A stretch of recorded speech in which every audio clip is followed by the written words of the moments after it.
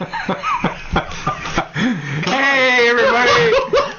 Welcome to the Youth Ministry Garage, episode 183. And too many times we don't record quick enough. We don't record quick enough. You just told me to turn it off. I know. Well, we were wasting so much good material just goofing around talking. Hey, everybody. Doug Fields here. Matt McGill on my right. The Queen, Katie Edwards. And obviously the host that does nothing, Josh Griffin. It's what I do, people. Nothing. I would like some finger warmers.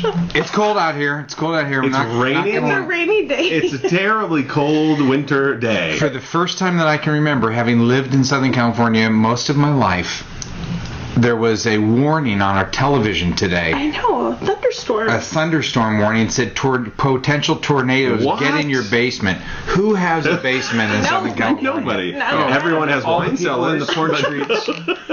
What? Yep. In Newport, they're the ones that are going to survive. They've got Great. those. Yep. They're calling a contractor right now to have one installed. Anyway, it is a little chilly here in the garage. It is but frigid.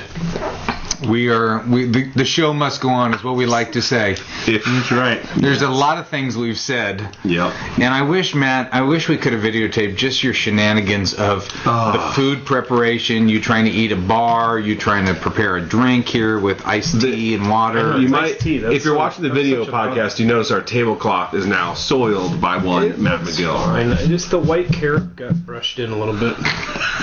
So healthy. Anyway, you guys, good to be together. Spring break is done. Love it. Welcome. We have an email from We Seth got emails? Bartlett. Oh, our producer? Our executive producer is what I'd like to call him. And Matt, guy, you're 2 for 2 for like actually getting the show up quickly. Yeah. Yeah, wow. Did you Huzzah. figure out how to do it? Somebody working for you? What happened? Wish of it was working for my computer. Oh. Yeah. I'll help you with That it was after it. the show. I was going to say. Yeah. All right. Doug's pretty technical. He can handle these things now. Yeah. Anyway, Seth, they cranked out a baby, Yay. Gavin. So this second generation. What does he love Youth more, ministry. the baby or the dog? We need to ask them. Toss up. So Which one's anyway, cuter? here's the dog, the baby. The baby. Look at it's actually a very cute baby. That is. I know every parent thinks their baby's cute, and Yeah. which half of them they're wrong. Yeah, a little. Yeah. But Seth's No. baby is really cute. He is cute. Takes after his mother. Seth's pretty cute. What are you talking about? Yeah, really yeah. He's cute. hot. He's metro. He's homeschool. All that put together. Swirl that together. That's And the baby you have- get. Good job. Anyway, he says we're gonna have this show is gonna be for Gavin today. Oh. That's the baby's name. Was born last week. They're gonna do a RemedyLive.com prize pack to all the questions you answer the show that don't receive something from the good sponsors. No. He didn't say the good sponsors. That's awesome. So Remedy Live is stepping it up this week then. Yeah, there's that. a lot of stuff going on, but let's talk about. We are powered by U Specialties. Absolutely. And U Specialties always sends out great material. Josh and I next week are going to be in you. Orlando for the YS Palooza. And Matt, not going to be there. No. Katie's going to be there in Orlando. Going to be awesome. Not at the YS Someone's Palooza. got to stay behind. Yeah. For lunch. And then Leader Trex is one of our Yes. sponsors. YM360, Azusa Pacific University, and RemedyLive.com. We're Always very, appreciate it. very grateful for the sponsors.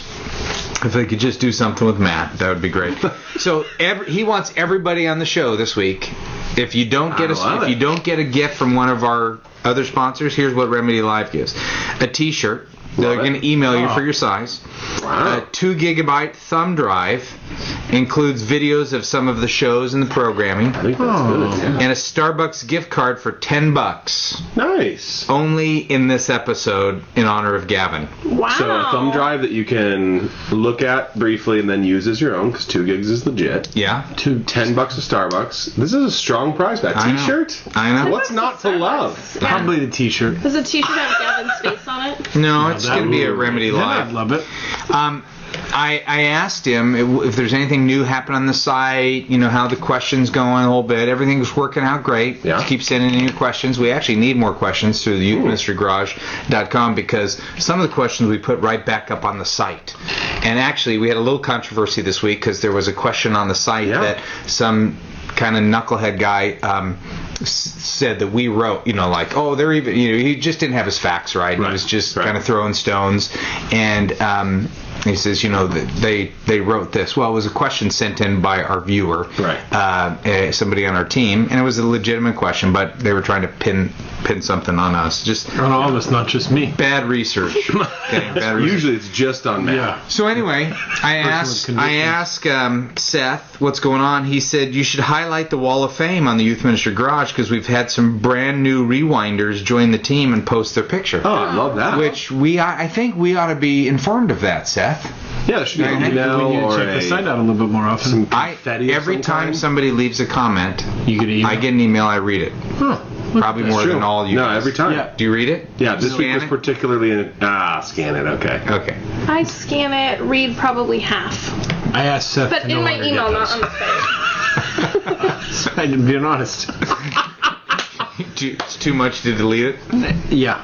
It's too much. No, I engage stuff. I can't. I mean. Oh, because you care too much. You don't have any That's your self-control. problem. Yes. So when our buddy one way to Jerry look at it. Varner writes in, and he writes in a lot, and I'm thankful for Jerry because he keeps that community moving. Yep.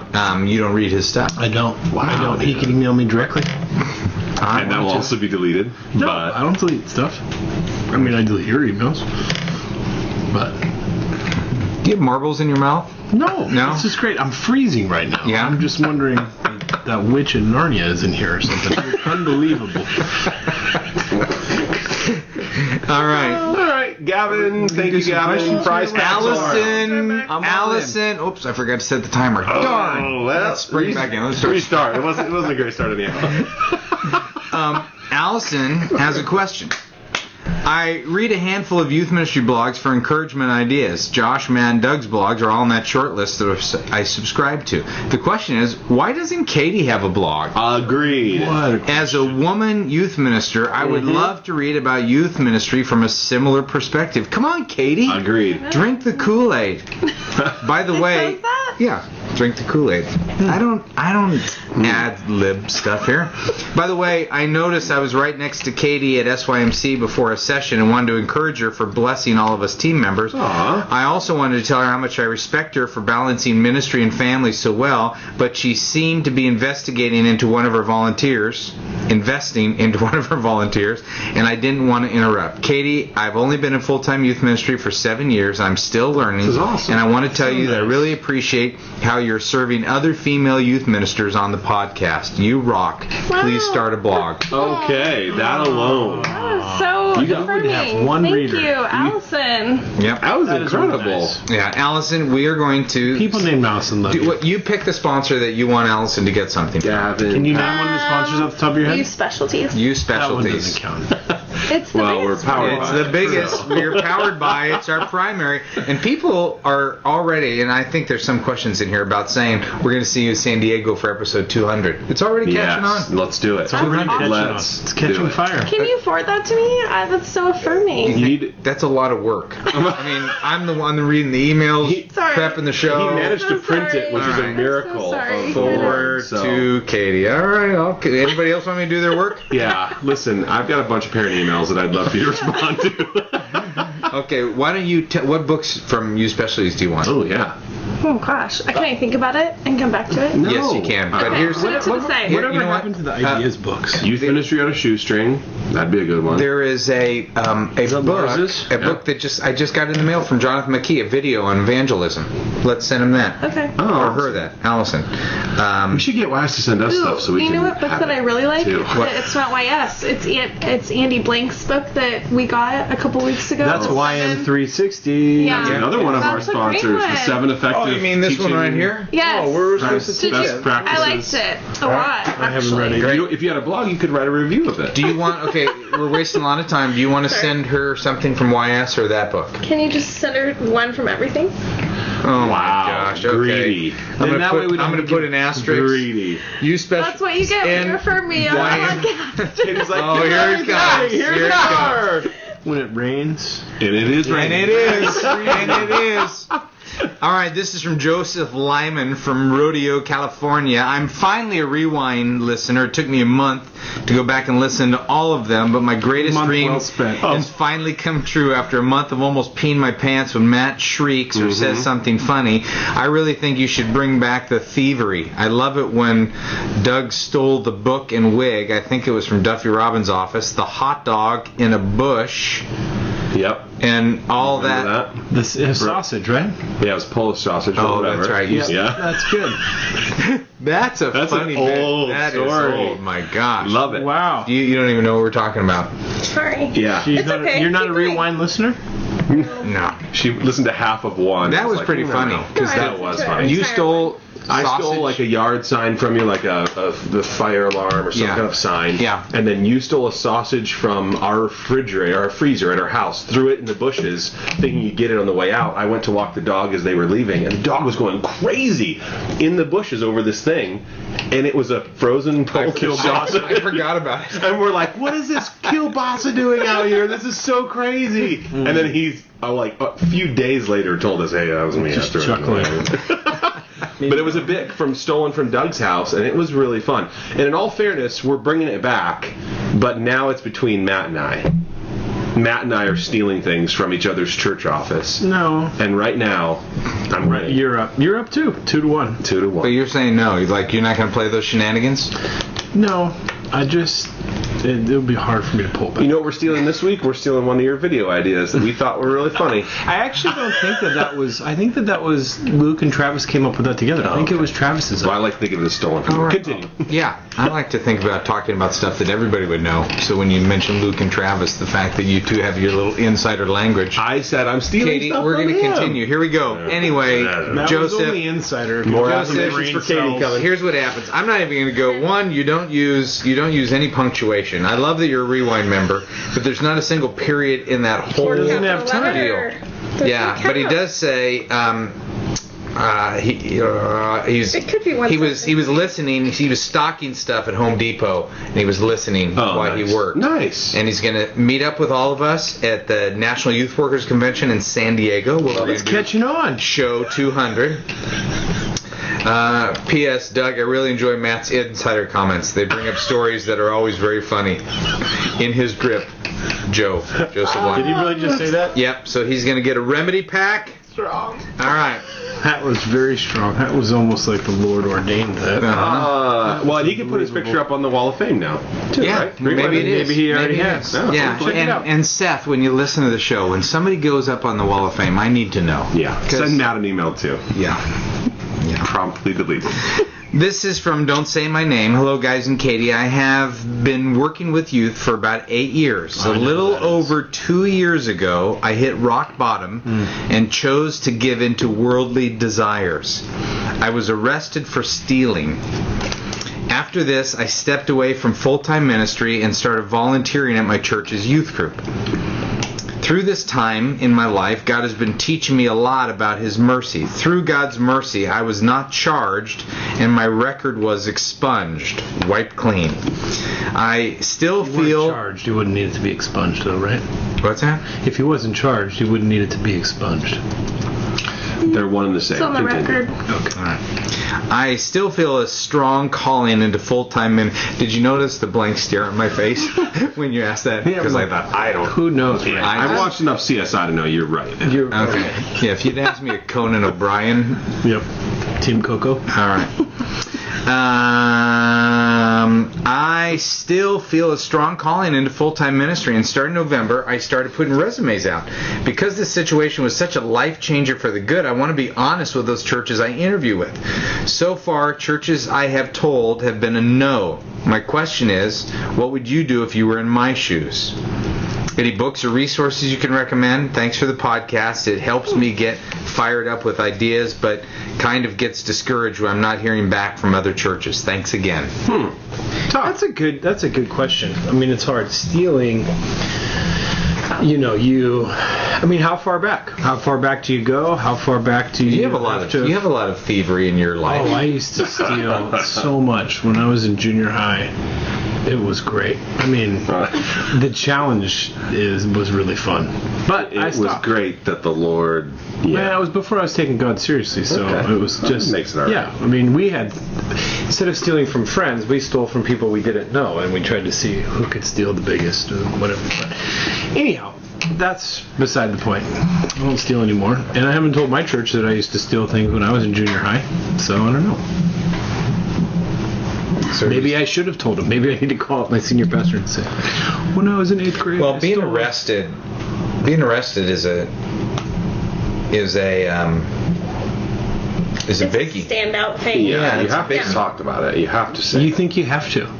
Because I think most people will ask. Most applications would ask anyhow. They would say, "Have you ever been arrested? Spent time in jail? Been convicted of a da da da da?" A lot of people are asking questions to protect themselves.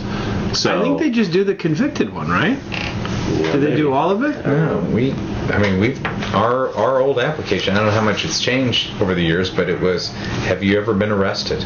Oh, I thought it was convicted. Yeah, I would say be honest with it and let them see that you've grown and that all of us have failures and mistakes and that honestly God has used that to transform your life. And so I think when a church understands that you're a broken, normal person that has made terrible mistakes and appreciates that and hires you, there will be a deep, rich relationship there. And if someone rules you out because of that, that's okay. Yeah. I mean, that sucks. So 10 years from now, he still has to say it? So 10 years later, yeah. 10 years? No. So do you admit your other... So everybody else interviewing for a job, do you admit your other sins that you just haven't been caught for? Yeah. I would say you have to admit that you have failed and you've made mistakes and that you've screwed up. Being arrested has consequences that are different than I told a lie last week and I'm a liar. Yeah. You didn't get arrested for lying. But we also know there's a lot of people in ministry that are addicted to pornography. Sure. And if you don't bring that up, it is equally as wrong. Ego, or addicted to the spotlight, or I don't know. Arrested is just an arbitrary thing. I mean, if it was not an arbitrary thing. The line is arbitrary, and so the law. Exactly. You broke the law, totally. the published law of the land. Exactly. And so what? You get a cell phone ticket. That's the same thing. You should tell them that because you might be driving a kid in the youth group with your cell phone on, and let them know everything. If you got arrested, if you were driving 125 miles an hour and you got arrested for that, because it was reckless endangerment, should you tell your next employer where you will be driving vans for the church about that ticket? That arrest? Yes. Okay, so but who did he steal from? Did he steal from his church? I mean, does steal just applies to everything? I mean, well, he said he hit rock bottom, so it must have been something pretty serious for him to use that terminology. It was serious for him. Time erases everything, but I do think people equate time with growth. So it's him saying it's a little over 2 years ago. If he was sitting across from me, I would wonder okay, it was 2 years. I feel like that was enough time to turn everything around and reconcile whatever was happening in your life at that point. Being arrested definitely is something that stands out a little bit more than something else. Not that I think with any sin, obviously we want people to feel like they can be open and honest in an interview situation, but I think maybe 3 or 4 years, once there's a little time and distance between the incident, I definitely think that would help a little bit. Yeah, so 3 years would be good? You could be quiet after that? I don't know. But we don't know that's why he's not getting hired. Yeah, there could be other things. There's a context to this. Sure. But I wouldn't lead with it either. Right. Your third interview, say, hey, listen, here's the mistakes that I made. Here's how I've grown. Here's 5 things that I've done, and make that number 2 so that they understand. So bury it. No, I don't bury it to be at 5. I'm saying it doesn't need to be something you lead with. I'm saying you don't need to lead with it. You don't need to say, hey, my name is Roger. I just applied for this 2 weeks job. ago. You guys should not be sitting next to me at this table. I'm just telling you. I do very feel like unsafe. What? You got a seatbelt ticket? Yeah. Well, actually, since I was talking to the cop, since I was talking to my doctor while it happened, for the first time in my life, he actually didn't give me a ticket. It's a fix-it ticket. This is the crazy craziest thing. I don't know if it's like this in every state, but he said, I'm giving you a ticket, but it's either correctable or uncorrectable. Like when you have a taillight out, that's a correctable offense. Yeah. So he gave me a fix-it ticket for not having my seatbelt on, so I have to put it on, and then he signs the ticket that I corrected it. Unbelievable. Oh my god! But I got a ticket. Nice. Talk about mercy. Oh, yeah, great. So should you tell that to your employer? Yeah, I mean, I'm gonna tell you guys, just let you know. Well, this is a tough one because you could say you could say, let me. Part of my story is I hit rock bottom, and hitting rock bottom, I left ministry, and I left ministry because I was making some bad decisions. I mean, they weren't romantic. It wasn't a sexual. I didn't have a moral failure. It wasn't a moral failure. I didn't have a moral failure, so I exclude. That would be a moral failure. Almost invariably refers to sexual stuff. Sorry. Yeah. Obviously, it is moral. It's hard. I would say don't be discouraged. Just I mean, like anybody who's got something tough that they're overcoming, and At least your hand wasn't cut off. Always look on the bright side. On that note. Look on the bright side. So wait, what was our answer? We don't have one. I think it's too difficult. I mean, to me, I think it depends on what you stole. It depends on what like a dollar amount makes it okay.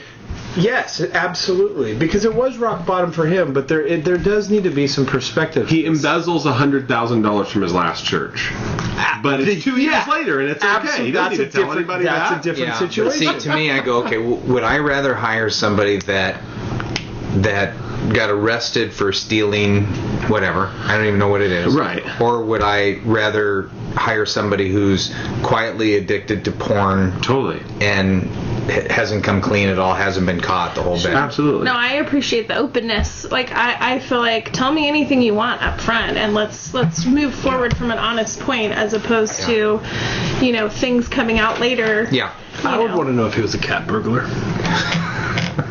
That would be sweet. All right. Well, let's do this. Why don't we also, those of you that are listening to 183, if you have a strong opinion where you're going, you know what?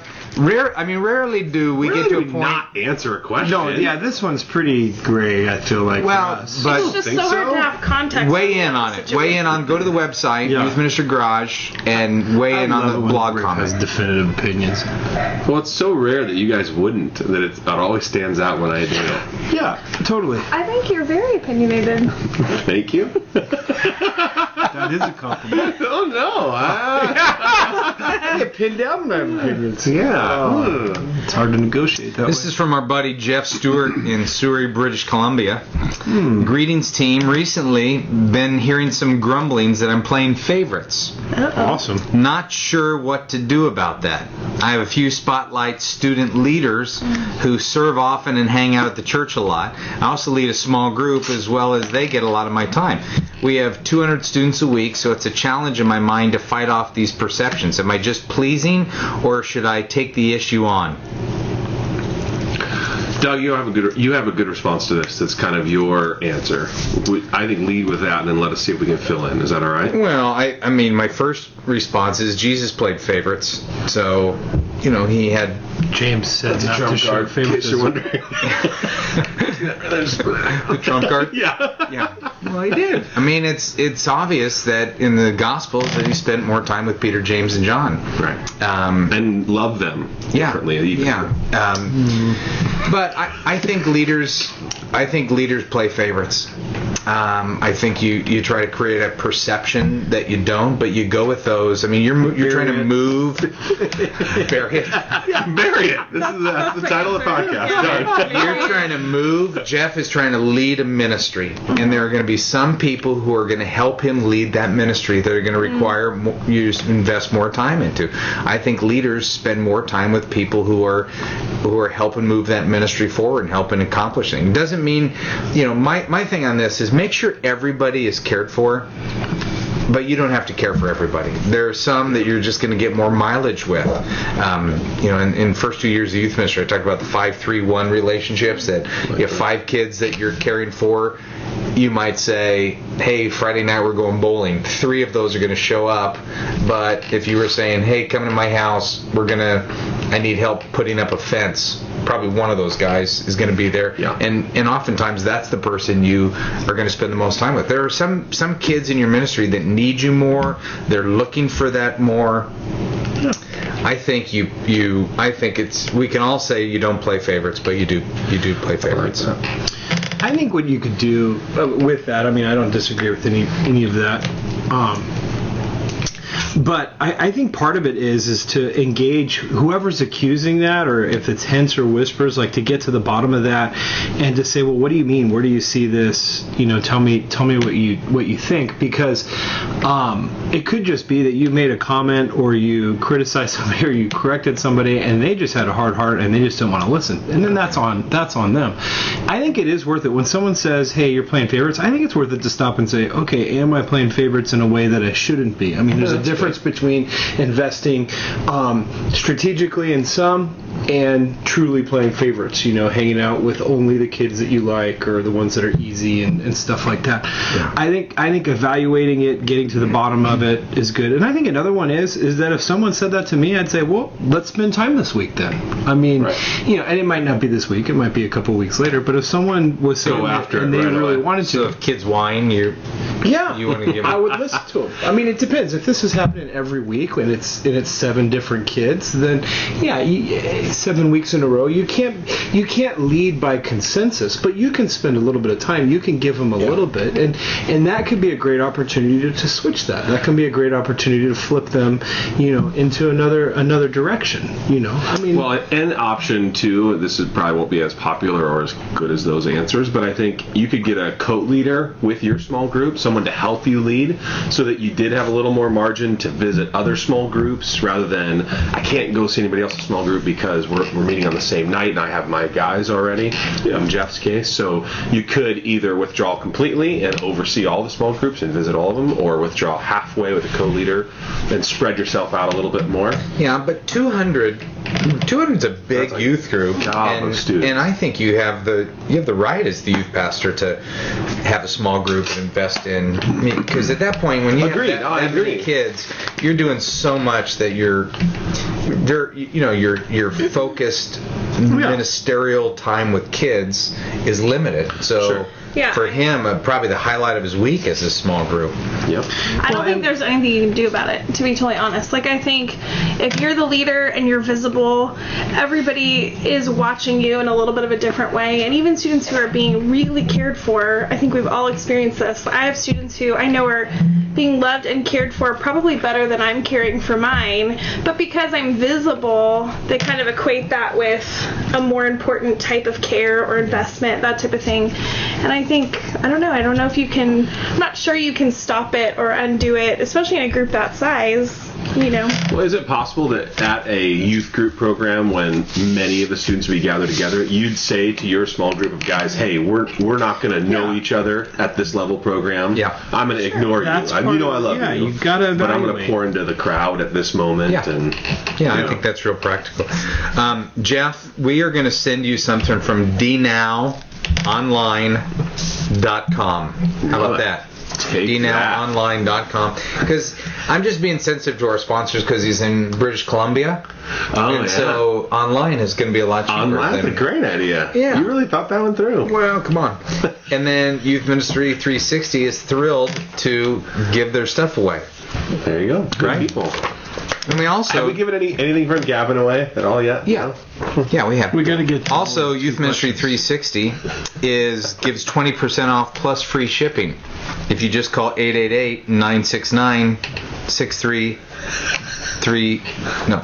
Call now in the next 24 hours. 888-969-6360. Good on any Youth Ministry 360 package Bible study resources. Exclusive for the Youth Ministry Garage. Well, you know what? These guys at Youth Ministry 360, they take the sponsorship very serious. They do. And they say, here's what we'll do, and here's what we'd like to give, and way to go. Yeah. So you're saying our other sponsors don't take this seriously? Well, let's put it this way. I could say APU has. I could make mean comments about APU. You could, and they would never. I don't think they watch the show. I'm sure. But that's okay. John Wallace. You know what? I think he's on the edge of his presidential seat, waiting for whatever it's worth. Several of our students this year, they're graduating, are going to APU. APU's like rising. Because of that sweatshirt you were wearing? I simply put on a sweatshirt and bam, that's where they went. Yeah. Or wait, how do we get one of those? Or it could be that my son went there and started a trend. Trailblazer. Yeah, that's what Tori said. APU is the new Biola. Because several years ago, a lot of our youth group kids went to Biola. Yeah, also good school, but not sponsoring us, so not that good. But hey, no, Biola's. Yeah, that's right. Hey, speaking of our sponsors, did Leader Checks have their camp thing already? It is their retreat next week. That'd be cool to hear how that went. Well, Doug Franklin and company, let us know how that went. Yeah, your trip. It sounded like a cool, with it being small. Every week we'd say it goes. We'd say it's so great. It would be so fun. We need to go next time. Seriously. To the Rockies. Whatever it is. We should do our own. In the Rockies. They're one of our sponsors. Let's go to theirs. I needed to bury that comment. Oh, sorry, dude. You'll work on it. You'll work on it. I've been working for years. We did get a lot of people sent in emails from last week about the lifebook.com. Yeah. So thank you for that. That's awesome. I've been working on cooking up a blog post to write about it too, because we had a great experience with it. So soon on morethandodgeball.com. Hasn't been talked about yet. Should change. All right. Get the question. Commercial time over. Here we go. All right. This is from Jeremy Little. The counselor.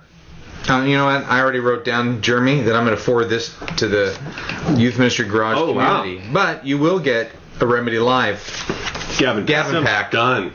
Free t-shirt. Gavin pack. Yeah. Huh? Starbucks. You actually get Gavin. He's got a question that I thought, that's good for the community to win. Because Seth needs 2 or 3 a week. Yeah. Right. So youthministrygarage.com is hopping right now. All right. So let's do it. Is it? I don't know. I don't get the emails. Whoa, we got a rookie. That's not a rookie. I took Matt's phone away. Who is it that's calling? Oh, it's my phone. No way. Okay, it's these guys call all the time. I never answer. Who is it? I don't know. You want to answer it? Yeah. Oh, just missed it. Okay, good. That's probably for the better. Yeah. That's bizarre. That's funny. My phone was on. Dang it. Matt, get off email. Matt, come back. That's just why I'm That's why I took it away from you. Because you've been distracted every week. amount of time that you were distracted. All right. All right. This is from Austin Walker from Cabot, Arkansas. All right. Kaboom. He says some nice things about Katie at the front end. Of course. Who isn't these days? Kate's. Yeah, I just made that part up. Here's my question. Over the past year, I've added students on Facebook, Twitter, and Instagram as a means of connecting with them. Instagram. $1 billion. Unbelievable. Wow. Too high. You know what Instagram is. Dude, I Instagram. So you don't even Instagram. I'm taking Instagram right now. Huh? It's too trendy? I'm going to take one. Here we go. Ready? 1, 2, 3. Oh, that's nice. You guys. You could say Doug talking about Instagram. I did one last night that I thought was very funny, but nobody commented on it. I just started the Instagram, but I threw up. Welcome to my world. I put a stained glass window, and I said this was black and white until I put it on Instagram. I thought that was funny. I must have real young followers. Yeah. So trendy. I just got to make sure I get youth specialties in here. Hold on. Just kidding.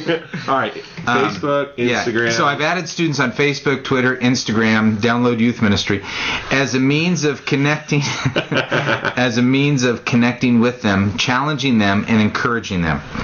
For some of the students, it's been a great situation. It's been one way I've been able to have a voice in their life. With other students, however, it's been quite a challenge. I'll see Twitter updates that allude to a dangerous, poor lifestyle, retweets of, quote, what girls say about boys, unquote, type posts, the images of some of the girls in skimpy clothing, especially with the girls. I'm not sure how to approach the conversation. Some of them are just crowd kids whose families are not in the church. Others are a little bit more regularly involved. I'm only 23 years old, so there's not a lot of distance between the senior and junior girls and I, which adds to the tension. Should things like Instagram photos of them hanging all over guys or wearing inappropriate clothing be something I address one-on-one? If so, how do you go about it? I try to encourage the small group leaders to have discussions, and they do, and I address core issues like integrity and modesty in my messages, but some of them just don't care. It's a good question. It's a really good question. I would say, first of all, you're doing a lot of things right. Sure. I think talking to small group leaders is the absolute first go-to. Go there, equip them. Even if there's some curriculum, training, resource, something to help them, that's fantastic. And I think talking about the bigger issues and maybe the hard issues behind it in the large group setting is awesome as well. So good job on those first steps. That's where I would start too. Yeah. Well, there's that line of lurker and youth worker. Mm-hmm. So if you're commenting on everybody's posts that are inappropriate, sometimes we expect, when I was 23, I think I expected 16-year-olds to be as spiritually mature as I was. And thinking they're not even making those decisions right now that their clothing's inappropriate. Right. And I would say that if you're 23 and there's junior girls, maybe that's a woman's job in the ministry to make those comments. Yeah. But I think, we can teach, we've said this many times, you can teach good theology with bad theology. So I might use a Twitter quote or kids making inappropriate posts without embarrassing them, but include those as part of my message, talking about how come we don't see this as wrong, or this is normal, or just as you teach there is a wise way and a foolish way, using their foolish posts and comments and quotes as part of your teaching time, I think could be a good thing. Yeah. Any other thoughts? I think the one-on-one, conversations, those are, if you've got relationships with students, maybe, but I think females with females and guys with guys, for those types of conversations. But, even for you on Facebook and Twitter and Instagram, you can be planting great seeds. As you guys are trading information, they might be bringing some information your way, but you can be encouraging, affirming, loving, planting great seeds of Christ, without being too, Well, and I think you have to be careful, too, not to just teach students to sanitize the outside, like remove those pictures and delete that post and, clean up your outside and really go after the heart behind it, too, I think. That's good, Josh. Maybe you could take pictures of modest girls and post them and say, this is an example. This is what I wish the kids in my youth group look like. Amish part of, if I'm honest with you, too, part of me looks, and I have I have the feed with a bunch of students, and some now graduated, they're at college that are making some tough decisions, too, and sometimes I use those as this is a chance for me to pray for them. This is a chance for me to also not speak up, but remember them, file this away. I don't know. I don't feel the need to comment and say something on every, but I think it's a great opportunity for us to respond in love and when the opportunity is right. If one of the guys in my small group did something inappropriate, yes, you'd say so. Oh, absolutely. But you've been with them for a year and a half, almost 2. You've earned the right to say that in your life. Yeah, where I don't. They're not crowd kids. Exactly. A crowd kid is. A part of me just goes, "Oof, we got a lot of work to do." When I see stuff, I'm just like, "Oh, man, the grip. We got to get back." Have I ever told you one of my regrets over the years is I wish from the very beginning I would have taken pictures of kids' shirts that they wore to youth group. From just beer shirts to nasty shirts to kids not having any clue on some of the... I could say no shirts. Dark time. Yeah. But I wish I would have taken pictures of those. Seriously. Yeah, those... Well, I've seen McGill wear a Def Leppard shirt, so just kidding. Austin, we're going to send you the APU, that's Azusa Pacific University Academic Pack, which includes Purpose-Driven Youth Ministry, first 2 years of youth ministry, and what matters most. Because what else is there besides those 3 books? For academics. For academics. Because I think there's 3 footnotes in all of them.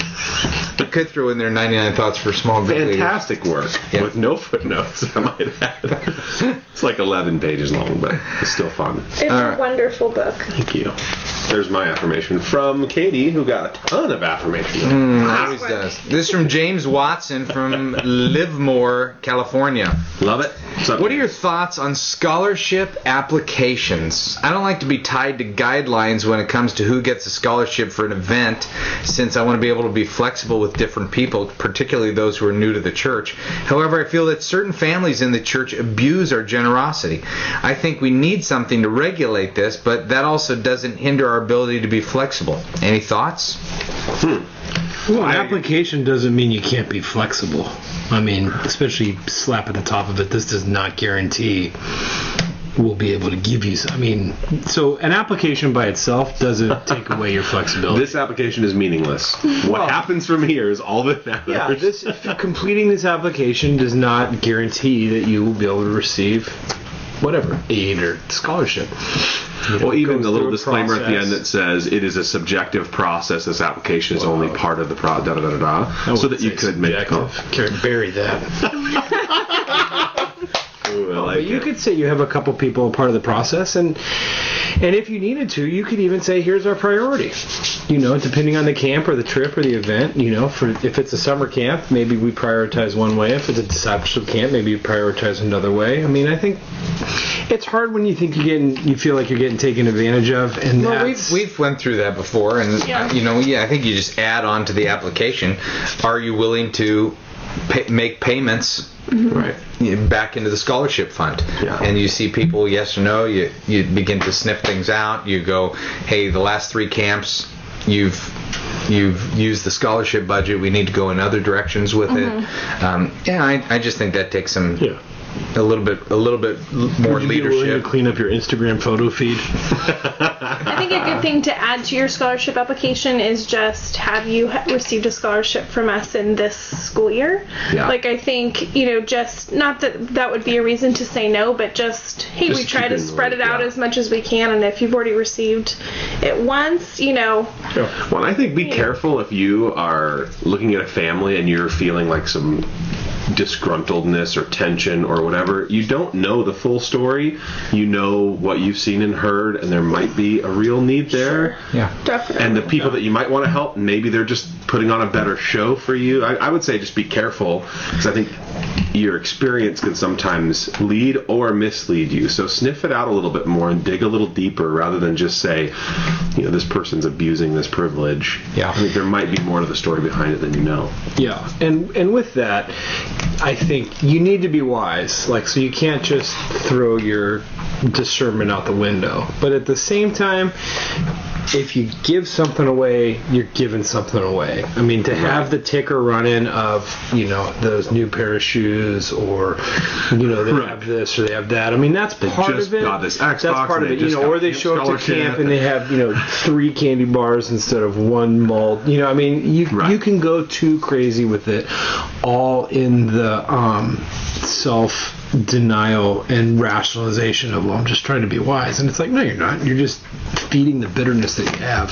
So I think there is a part of it where you need to evaluate, but there is a part of it that if you give it, and you let it go. That's good. You don't expect anything in return, and you're done. It's done. That's good. So let's send James something from Leader Trex. Let's do that. All right. What do you want to send him, Josh? Something for student leaders would be awesome. They're really good at it. A resource called Developing Your Student Leaders would be a great. Developing. I really like their story. Your student leaders. Bury that.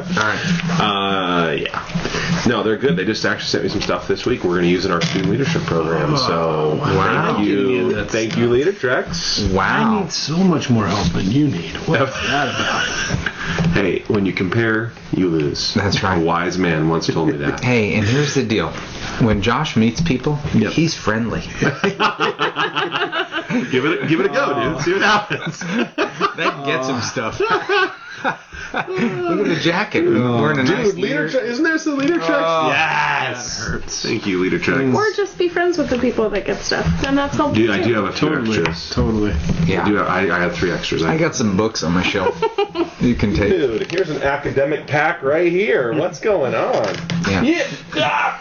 We're reading that book right now as a team. Yeah, as I think we've talked about it the last couple weeks. You are my wisest friend at this table. You can't talk about it enough. Although both of our teams have already read it. Yeah. Although Josh did sign up 9 of his staff to go to our FAM conference. Thank you. Way to go. Good. No, but what I was going to say is, so that we had a potential person that we might hire in the office the other day, and so I walk into the junior high person's office, and he had a bunch of, he had a couple extras, and I'm like, hey, you got to take this. If you haven't read this, you need to read this before you come here to even be a consideration. So I gave him one, and I gave him the junior high guy's copy, so it had all his notes in it. No. I feel like a jerk. That's awesome. So there you go. Oh well. Good story. All right. I missed that pillow we had for the rest of my head. I was like, Oh God. Yeah. Well, you can get that at DougFields.com. You get a free book with it. It was a great story. Here it is. Taco salad. Please refrain from using my name. That thing.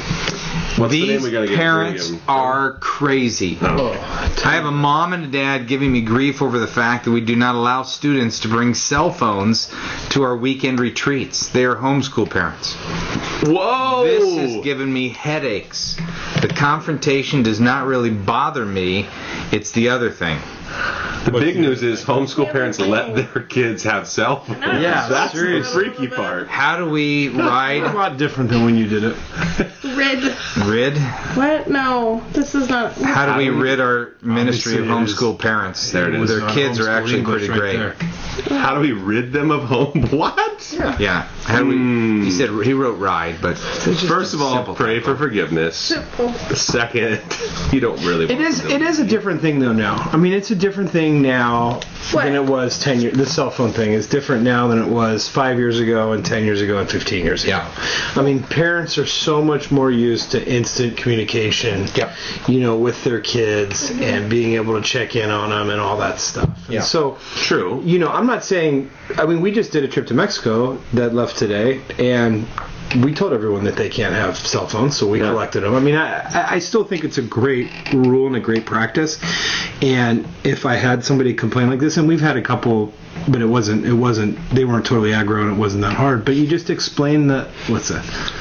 I just haven't heard aggro in like 15 years. So. Oh, yeah. well, it's a gnarly word. Oh, Aggro. Look it up on it's Urban actually a Dictionary. World of Warcraft term that gets used quite often, but you guys aren't a part of that world. No, we're It's happy too over bad here. for you. So Done. Okay, well, I'm out of here. Sorry. my daughter this week went to Josh's camp, got back last night. and I said, "Are you allowed to take your cell phone?" She says, "No, we're not supposed to, but I don't think they check." But I know my daughter is a rule keeper, which she did not. Who did she get that from? Yeah, she's a rule keeper. She would Rule not. The follower. fear of getting caught in anything. Thank you, Kathy. But the thought of allowing kids to be disconnected, I think it's a great thing. And so to me, the conversation is, you know what, Mom or Dad, if you need to get a hold of them, call me. Yeah, here's my number. Here's my Google But Voice number. every once in a while, we think it's important for a kid's soul to go quiet, and they're so connected. I just watch them sit at a restaurant booth together, and you can't. They will be constantly on it. Watch them with their parents at a dinner table, and you'll see the mom and dad telling them to put their phone away. Yeah, watch me on this Mom and Dad. podcast. Yeah, exactly. I mean, And there's something healthy. the and allow reality God is, to- the reality is, we're pushing buttons to be countercultural and to cause our kids to think and to think, what would it look like to embrace some silence? And when you're connected to everyone, you're not connected to the one. And I think I like the idea of ministries. I know it's difficult. I know it's just like the cell phone is a part of our limb, and we're so dependent on it. We can't go from stoplight to stoplight without checking email or Twitter or Instagram or Facebook or something. We're all it's just become such a part of our culture that honestly it's driving me crazy with just having conversations. I mean, like you guys, and like we might do this week, Josh. On Tuesday, have a lunch with a youth worker. Right. And so people say, I really want to talk to you, meet with you, pick your brain. Great. So I carve out time. And then they had their phone going? Yeah. Yeah, it happens all the time. It's on the table, people looking at it. Even if they don't reply to it, just the fact that we've conditioned ourselves so we have to look at it. Now, if I'm meeting with somebody and says, you know what, my wife is 8.5 weeks pregnant, and would you mind if I'm sorry, I don't know, but if she calls... That's a little overboard, though. Yeah, 8.5 weeks is really early in the pregnancy. 8.5 months, totally. Well, I don't have a problem. If I'm with somebody and I don't have a problem with them, talking to see who it is, because... Why? Well, because Mish only texts me or calls when it's something that's a big deal. And so and I even tell a person if I'm meeting him for the first time and I don't know, I said, I will not chat. I will only look at my phone to see if it's my wife calling, and that's it. So I've got 5 kids at home. Yeah, that's what I would say, yeah. But she's not pregnant. I mean, it's not that. But to me, I just think it's demeaning to conversation. Yeah. It's demeaning to relationships. But it's become such a part of our lives. Totally. Well, I was on the trip this week, and there was one part of me that wished students had their phones because of the camera. Because taking a picture, uploading it to Facebook, Instagram, the whole bit, that's a fun, they're sharing that they're serving, they're sharing that they're teaching good moral / Christian godly values to their circles of friends. And I got a little bummed this week going, I wish we could have, that'd be fun if there was an airplane mode policy, but I don't think that's enforceable. And but that one win is not worth it. Yeah, I would say I loved that I never ever saw a student on their phone. Never. The entire time I was with them, and it was so fun. Yeah. Even leaders, we asked, hey, can you check, just a couple times a day, but other than that, can you stay off in it? I thought it was great for relationship, which I think is a bigger win. All right. Good question. But how do we with these parents? I would say just up front, letting parents know, like you said, hey, we have this, this policy because we think the disconnection is a healthy, great, the heart behind it. And if parents aren't ready to send their students on a trip without a phone, then they're not ready. And the reality is, every parent has an opinion about something, and so one of our jobs is to navigate those opinions. Definitely. Me as a parent of a kid in our ministry, this is the best. No, those opinions never shift or change over time. Last night he's like, "Hey, what time are they getting in?" 10 o'clock. Is there a hotline or anything? No, there's no hotline. And I'm like, I'm doing that as a friend. He's coaching. You're coaching. I get it. No, I wasn't coaching. You're an idiot. Okay, let's set this straight. No. If my kid was part of a youth group where I didn't know the youth pastor I wouldn't be texting him something like that. Josh is one of my best friends. I'm kidding. I'm messing with you. Come on. No. Doug, I got you good. Stop.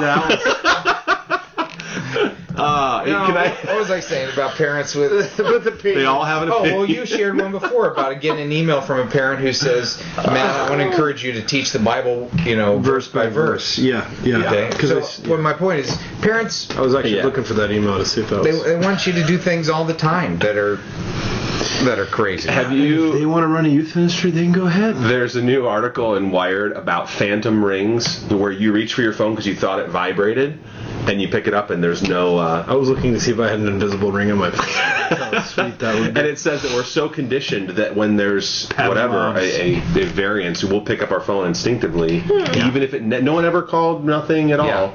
And I thought, that we are so connected, it's scary. Yeah. When no one calls, we're Isolation still in an age of overconnected. I don't think I'm as connected to my phone as you are. I don't love it. I don't think anybody's as connected as Josh is. No, guys. I could leave my phone in my bag. Yes. So I'm he not just ignores all my crap? Is that what happened?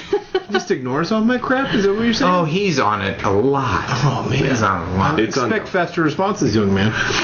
No, he doesn't. I'm not saying he replies well, right. But he takes it all in. Yeah. Right? Yeah, I can't argue with that. Okay, because you got Instagram, Facebook, Twitter, email. He doesn't do Facebook. Yeah, he does. Kinda. He twitters and it goes to his Facebook. No, but he still reads comments. Yep. So there's 4 that you're checking. Yep. You Facebook a lot, so if I sent you a Facebook message, you would read that? Yeah. Oh. I've forwarded one along today from a friend of mine in the game. Yeah, no, too many inputs. It's unhealthy. I agree. Hence why I deleted the emails that come from the comments of our website. There are other things you should have deleted. Not that. Like the email from the parent. That hurts. That hurts. Okay.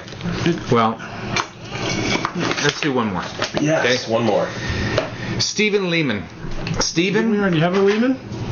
I'm graduating senior at Olivet Nazarene University in Illinois. I am preparing myself for youth ministry. Here's my interesting situation. Well, we'll be the judge of that. Waiting for that to come. I've been a volunteer youth minister at a local church for about 1 year now. The group started about 4 or 5 kids and is now 8 or 10. I'm very excited about what the Lord has for this small group of students. The problem is the Lord is calling me away from that church this summer after I graduate and I go back to my hometown for a year. I've not talked to my pastor or the youth group about this yet. I want to leave the youth group in a way in which they will not collapse. I want to see them continue to grow. The church does not have enough money to hire a youth worker. I have no volunteers and I have no idea what to do. I only want the best for them when I leave. Great opportunity. Opportunity for a great handoff right here. There are no leaders. Too many fumbles at this point in many ministries. You know you're leaving. There is no succession plan, no hopefuls, but you have a little time. Not much time, but a little time. And so I'd say pick your successor, start pouring into them today, and then pitch them as the leader when you leave and make the handoff. Yeah, find a friend or find somebody. Absolutely. Ask the senior pastor if he knows anybody or other leaders in the church. And just realize that a lot of times the most crucial part of the exchange is right there at the handoff. That's when most fumbles take place. And so I would say know that there's the only part of the exchange. Fair enough. There are going to be poor analogy. There are going to be times. There are going to be students that are lost. Part of the exchange is the exchange. We're so clever. I think I'm pointing out that we're not. Yeah, that was funny. No. All right, screw it. You win. So what if you can't find any adults? I mean, I'm sure. Give up and just say, I can't do it. Walk away. You failed. Oh, wow, you just got gotten like Douglas did a few minutes ago. That is unbelievable. That's a reverse Well, maybe there's another senior in the group that maybe can start to train up, as a student leader or, that kind of thing. I mean, that could be cool, too. Yeah, I mean, if you can't find an adult, that would help. Maybe it's one of the students, and you try and keep in contact every couple weeks. Or maybe there's a parent that... Well, I think the key here, he says, I have not talked to my pastor or the youth group about this yet. You need to talk to your pastor first, because you want him or her on your team to help with the transition. It seems like there's some nice progress that's been made, at least in terms of numerical growth, from 4 to 5 kids to 8 to 10. It's doubled in the time that you've been there. You want what is only best for them, then you need to set somebody up to win with them.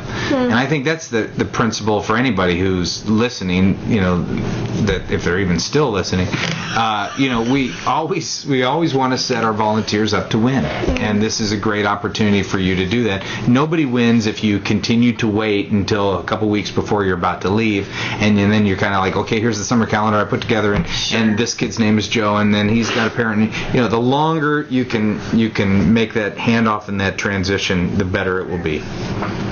That's cool. It's cool that he's even thinking about that and thinking about future. You can tell he's got a pastor's heart that cares for those kids. That's great. All right, we'll keep sending questions into youthministrygarage.com. Seth, we're grateful for all the RemedyLive.com things that we'll get. Katie, we'll get you that one from Allison so that you can send her as many things as you want, and you can communicate, and you guys can be just little girlfriends. I don't have to write a blog. That's right.